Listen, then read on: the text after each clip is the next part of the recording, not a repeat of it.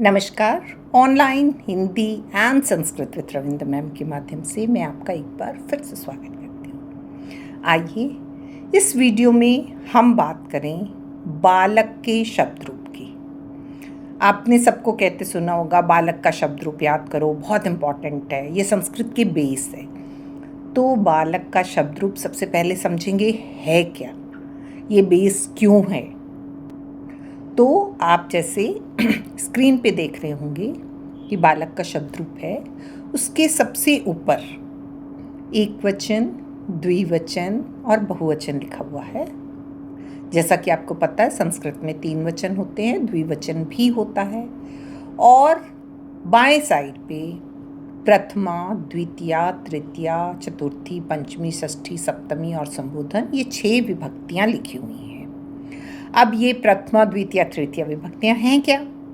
तो पिछले वीडियो में भी मैंने बताया कि ये कारक की विभक्तियां हैं। यदि आपको नहीं समझ आ रहा तो आप प्लीज़ पिछला वीडियो भी मेरा देखें, जिसमें कारक की विभक्तियां मैंने बहुत अच्छी तरह से एक्सप्लेन की हैं, तो आपको और भी अच्छे से समझ आ जाएगा।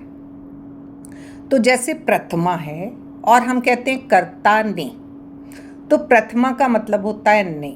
अब प्रथमा में यदि हम एक वचन में, आप स्क्रीन पे देखो, लिखा है बालकः, बालको, बालका। यदि बालक ने की बात करनी है तो बालकः होगा, 2 बालकों ने बालको होगा और बहुत सारे बालकों ने बालका होगा। इसी तरह कर्म को, तो द्वितीय विभक्ति का चिन्ह है को, तो बालका, बालको, बालका, बालकम, बालको, बालकान। बालकम एक बालक को, बालको 2 बालकों को, बालकान 2 से अधिक बालकों को। तृतीय, प्रथमा, द्वितीय, तृतीय में आएंगे कर्ता ने, कर्म को, करण से, तो तृतीय विभक्ति का चिन्ह है से। 1 बालक से, 2 बालकों से, बहुत सारे बालकों से।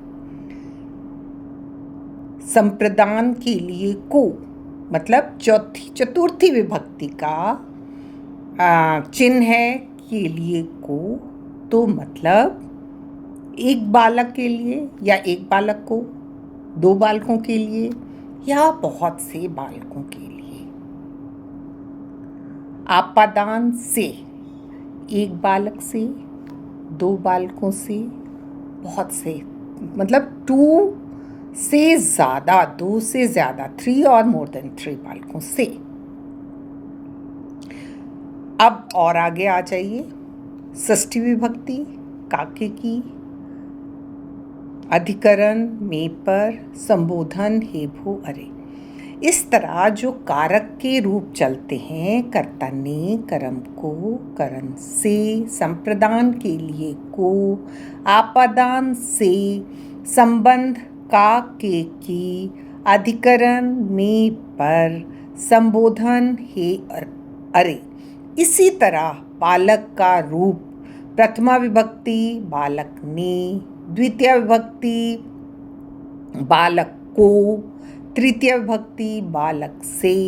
अगर मैं बात करूं पंचमी विभक्ति की, बालकात, बालकाभ्याम, बालकेभ्याम, तो पंचमी विभक्ति है कर्ता ने, कर्म को, करण से, संप्रदान के लिए को, आपादान से, तो 1 बालक से, 2 बालकों से और बहुत से बालकों से।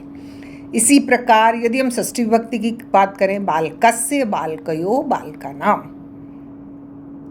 1 बालक का या 1 बालक के, 2 बालकों का, के, की, कुछ भी, और बहुत से बालकों का, के, की। अब हम संबोधन की बात करें तो हे बालक, हे बालको, हे बालका।